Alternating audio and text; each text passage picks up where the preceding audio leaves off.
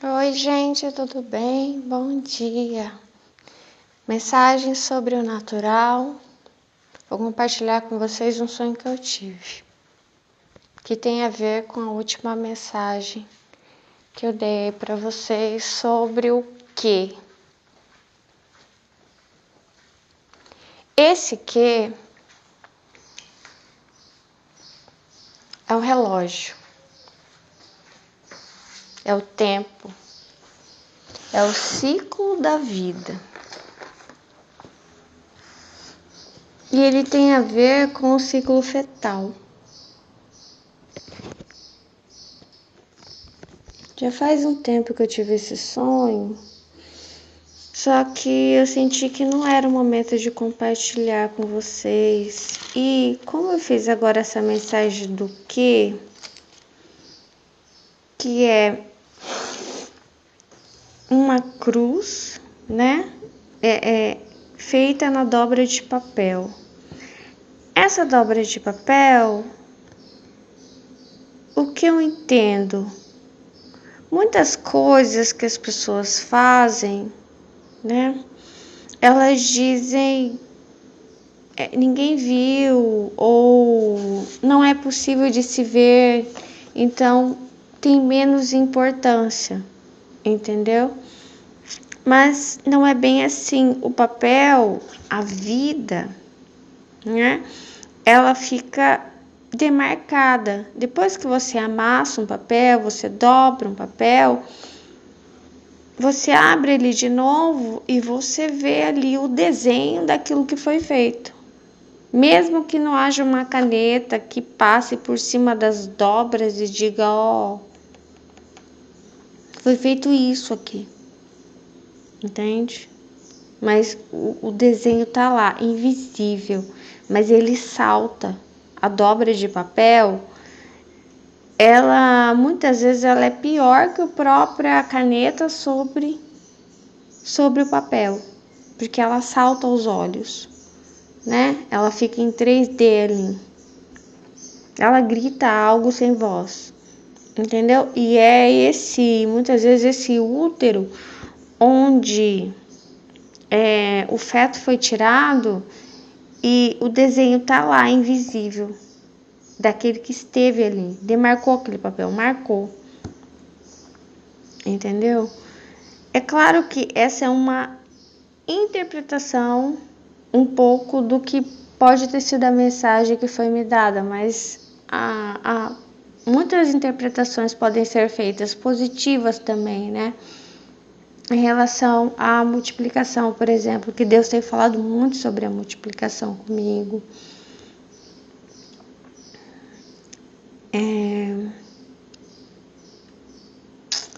E aí, eu tô um pouco aflita para poder passar essa mensagem, que eu já tentei passar essa mensagem várias vezes, até pensei se era para guardar para mim, mas eu quero passar essa mensagem. Tá. Esse relógio é um relógio fetal, né, dentro do útero, tem o ciclo da vida. Esse ciclo da vida, desde que eu estive grávida, Deus falou muito comigo sobre o ciclo da vida. É aquele filminho, O Rei Leão, né?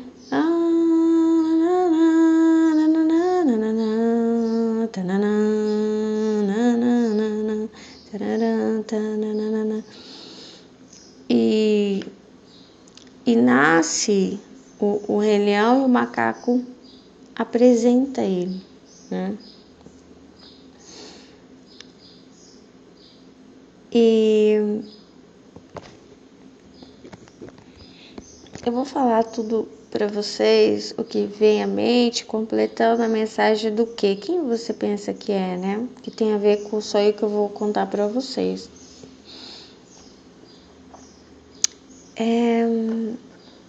Essa cruz, ela salta, ela demarca, ela dobrou o útero. Não é que dobrou, ela demarcou ali.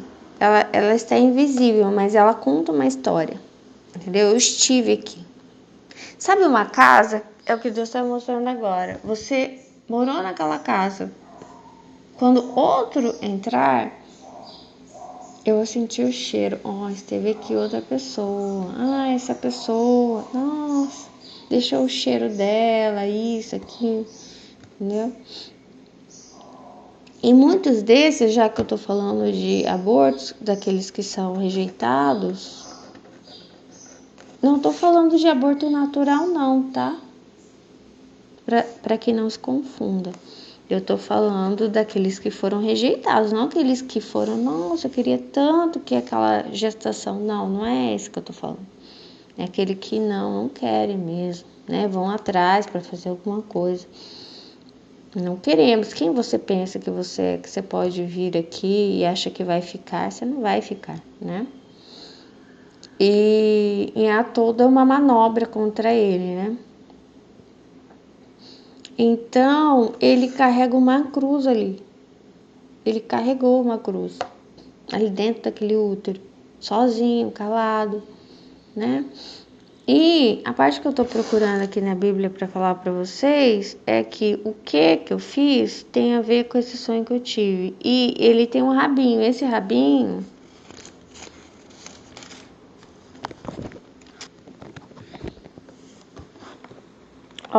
antes de falar sobre isso, eu vou ler aqui, achei Mateus 27, 33 adiante.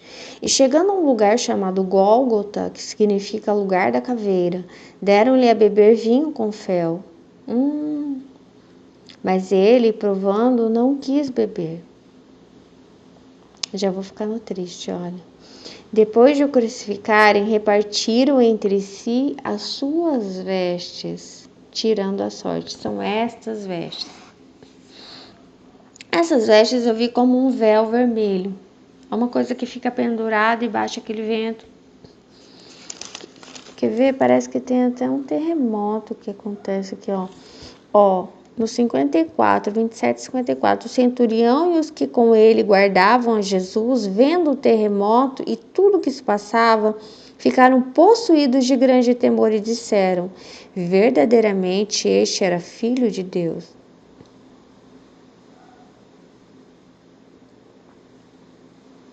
Verdadeiramente este era filho de Deus.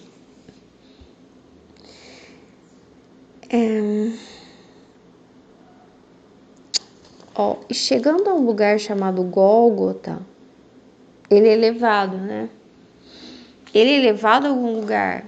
E assim, caminha comigo. Essa mãe ela é levada a algum lugar. A um lugar chamado Gólgota, chamado caveira. E ela se deita para um procedimento.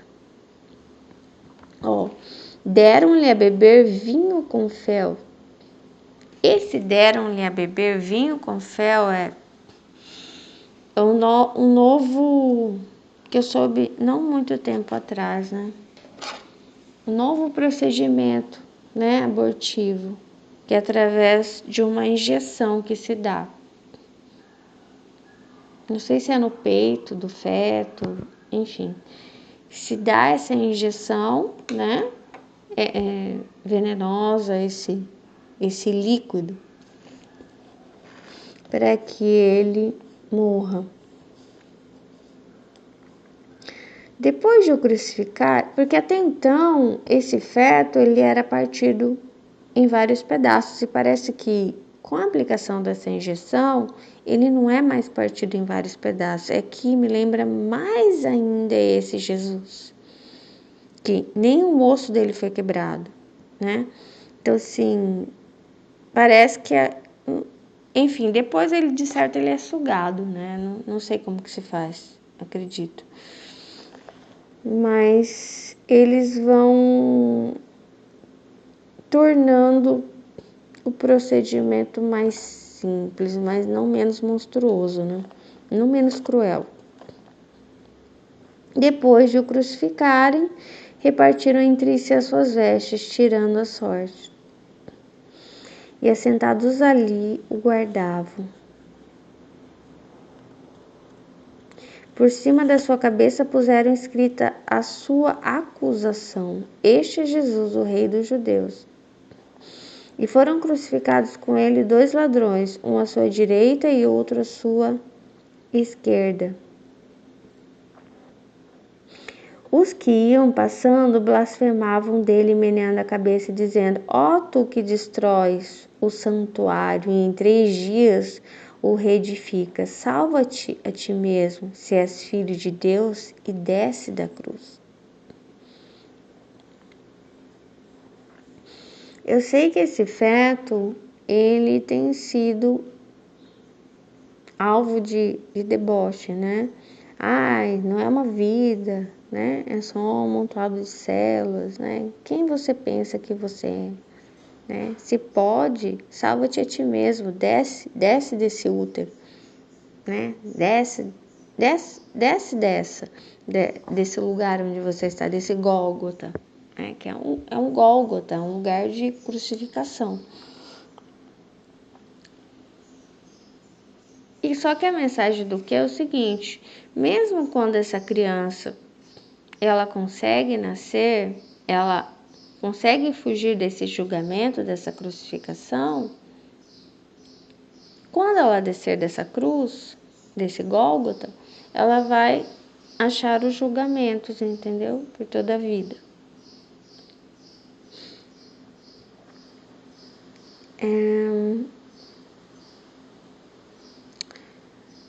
E eu entendi também o que, como relógio, o ciclo da vida e aquele rabinho do que um manto vermelho que representaria o sangue escorrido. O sangue da vida, o sangue que se escorreu, que se perdeu. E o sangue representa a violência, né?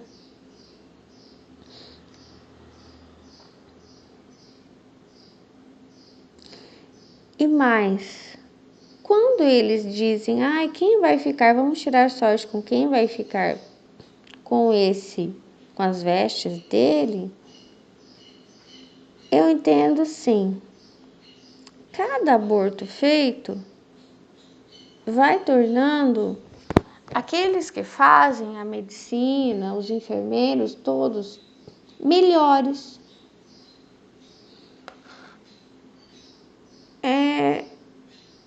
Melhores naquilo que fazem, porque eles estão treinando a se tornarem melhores.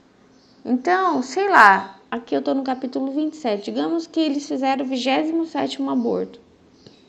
Quando eles fizerem o 28º, eles vão estar um pouquinho melhores, entendeu?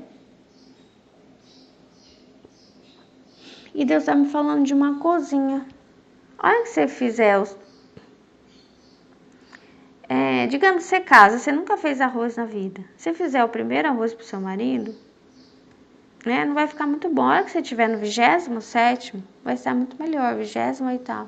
Quanto mais você faz algo, então, essas vestes são o seguinte: esses fetos, eles sofrem e pior. Quanto mais eles morrem, mais eles tornam o ser humano especialistas em matá-los. Eu passo para eles, olha isso, a receita de como me matar melhor a cada dia. E aí eles ficam assim, meu Deus. Então, eu tenho parte da culpa porque eu estou fornecendo para eles dados científicos de como me matarem melhor. E eles cada dia mais me desprezam, que são esses guardas. Nós sempre ficamos com o seu sangue, com suas vestes, nós sabemos como é que você se comporta, isso, aquilo, nós estudamos você. Só que o problema, quando a gente fala da ciência, da medicina, a gente sempre fala como se fosse algo santo, sagrado, os médicos, os cientistas, o conhecimento, os estudos, os livros, não tem essa carga de positiva ou negativa, depende para que se usa. Entendeu? Então, eles são como cobaias, entendeu? Então, digamos assim, qualquer um que esteja participando involuntariamente para algum projeto do qual o crescimento, a especialização desse projeto vai contra a minha vida, se sente completamente culpado, que eu estou fornecendo dados para eles, para que eles me matem mais uma vez, mais uma vez, mais uma vez, indefinidamente. Digamos que é o mesmo feto que vem toda vez, mais uma vez, mais uma vez. E eles vão se tornando melhores naquilo que fazem, porque eu forneço os dados para eles. Eu ajudo eles na pesquisa daquilo que vai me matar. Olha, é muito cruel isso.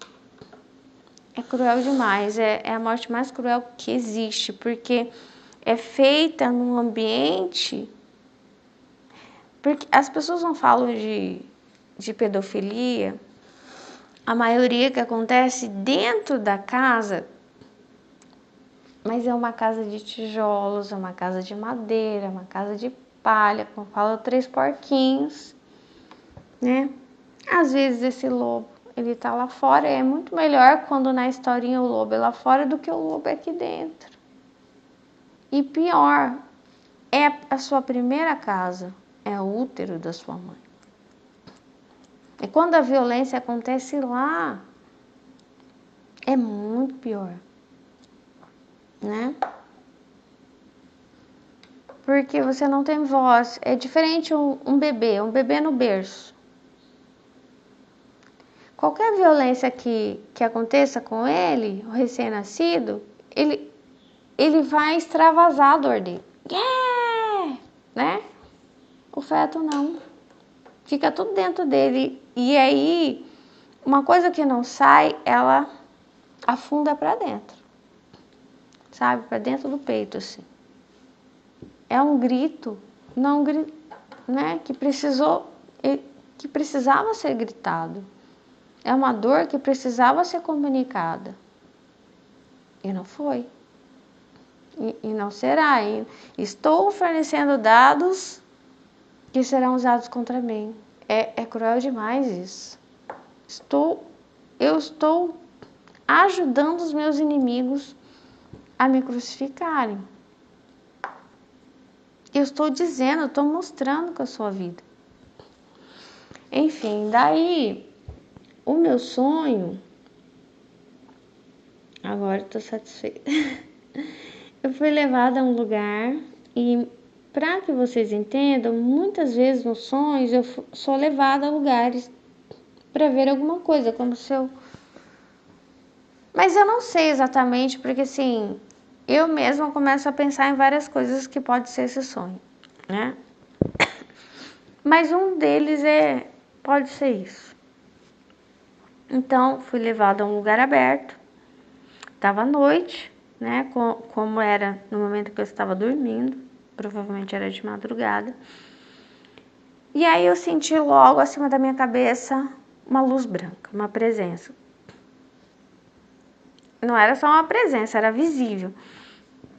E aí eu fiquei com medo, né? Era muito grande e parecia que estava muito perto. E foi se aproximando. E essa luz branca, ela se assemelhava a um objeto, a um OVNI, né? Só que assim, não é um OVNI comum.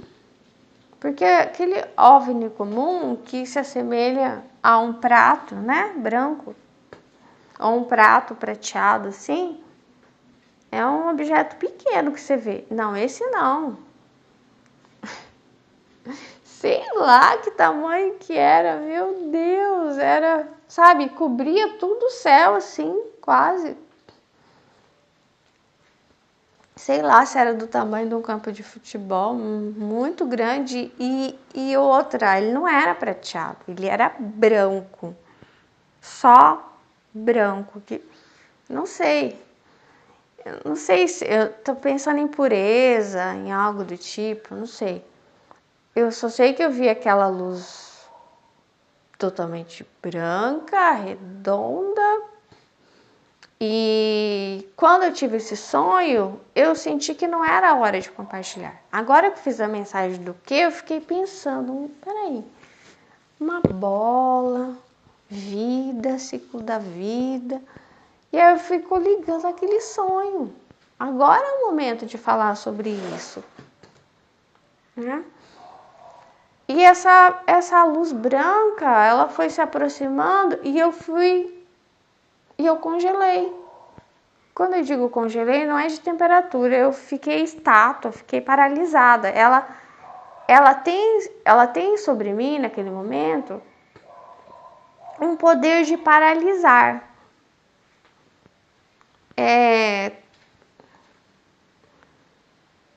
Isso, de paralisar. Muitas pessoas já disseram que viram OVNIs, uma luz, e aí ficaram paralisadas.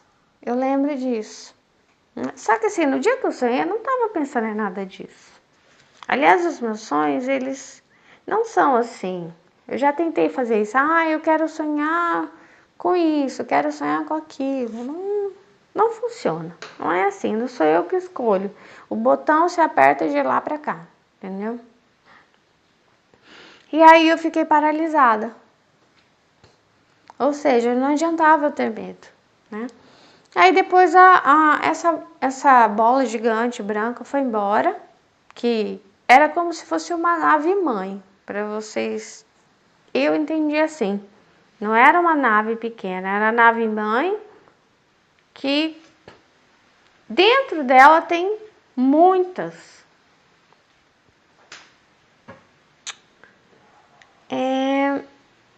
Aí eu preciso falar de uma coisa que eu não sei de onde veio em mim, mas brotou um sentimento em mim. Enquanto eu estou escrevendo meus livros, o sentimento vai brotando, que eu gosto de falar sobre os fetos, né? Porque eu tenho chamado desde os 12 anos, que Deus me mostrou um documentário sobre aborto, né?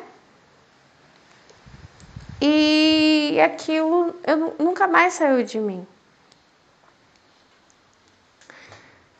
Então, brotou um sentimento assim, eles são meus. Eles são todos meus. E aí eu não sei de onde vem isso, né?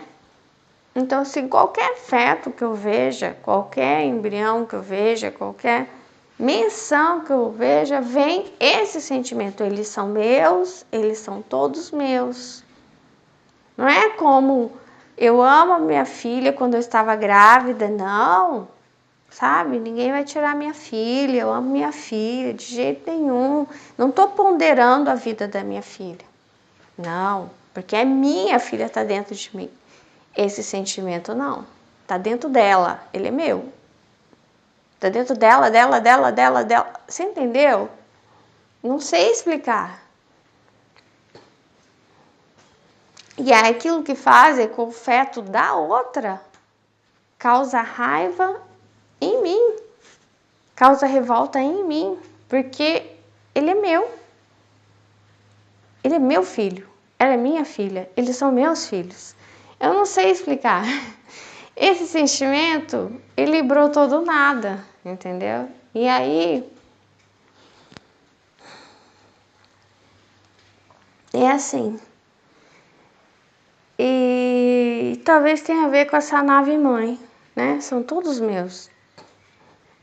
E depois que ela foi embora, aí eu vi logo assim uma mesa, um pouco para frente, eu não sei, uns 3, 4 metros para frente, né? Não muito perto. Uma mesa grande, cheia de brinquedos. E aí eu já esqueci a nave mãe, eu já fiquei com a cabeça da Melissa, a mãe da Poliana. Ai, a Poliana ama brinquedos. E aí eu fui caminhando para a mesa. A hora que eu fui chegando perto, eu fui percebendo já. Porque a gente, mãe de menina, a gente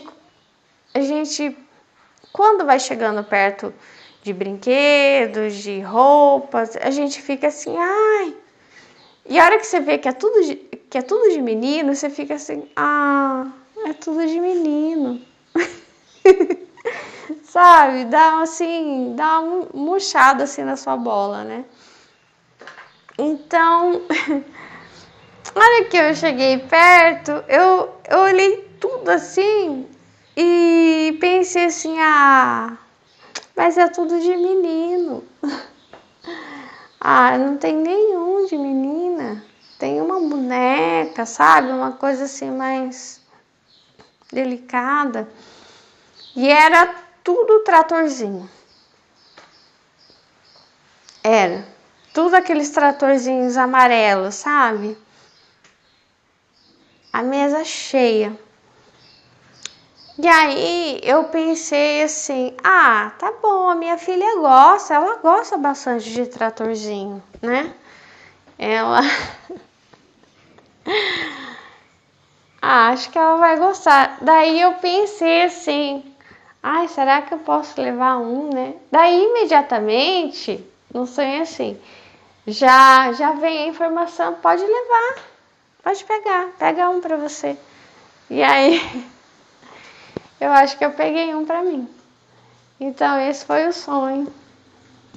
E... enfim, eu tinha que falar toda essa mensagem pra explicar um pouquinho, falar sobre a vida, exortar vocês. Porque faz sentido isso, entendeu? Não é que faz sentido pra mim, faz sentido isso pra Deus, né? Que vocês entendam isso, né? Que eles estão ficando bom em algo ruim. Então, ficar bom quando as pessoas falam de estudos, excelência, sabe? Artigos científicos, doutores. Não tem essa carga positiva, entendeu? Para a humanidade, para Deus. O que é aquilo que é seu? Aquilo que é do outro é seu também. Em algum momento, como esse é um círculo, ele alcança você e te prejudica. Eu fiz a mensagem do profeta, né? Todos nós, em algum momento, somos levantados como profetas. Nós precisamos... nós não podemos ficar bons naquilo que faz mal, entendeu? Tá tudo errado. O ser humano, ele tá caminhando para autodestruição, entendeu? Porque a vida, ela é o principal. Se você não sabe o principal, você não pode seguir à frente em novos estudos, entendeu? Se você não aprendeu direito ali, o beabá, como é que você segue para fazer? Você está fazendo doutorado, você não sabe nem ler e escrever, você não sabe nem o que é a vida, você não sabe nem o valor da vida, você vai fazer doutorado, pós-doutorado, sabe? Você vai trabalhar aí, liderando tantas pessoas, você tem que voltar, sabe? Tem que voltar lá para entender o que é a vida, sabe? O valor da vida. Então, o ser humano, ele está avançando se ele não sabe nem o principal. E é uma arma, né, na mão de pessoas completamente imaturas, entendeu? E assim, mais uma vez o papel dobrado, a cruz, que é esse papel dobrado, que salta, que é uma marca invisível, né? Ninguém tá vendo. Outra coisa, por que é mais fácil cometer um aborto, né, do que um assassinato? Porque ele tá ali debaixo de algo, né? Debaixo de um véu que é a barriga da mãe, né? Então, assim, todas as coisas que são feitas no secreto, ninguém está vendo, elas dão a impressão que são menos graves, mas não são. Essa é uma falsa, isso é uma ilusão. entendeu? É a mesma coisa. Seria a mesma coisa se vocês pudessem ver, né, aquilo que é feito. Então, bom, é isso. Esse foi meu sonho, minha experiência foi muito forte.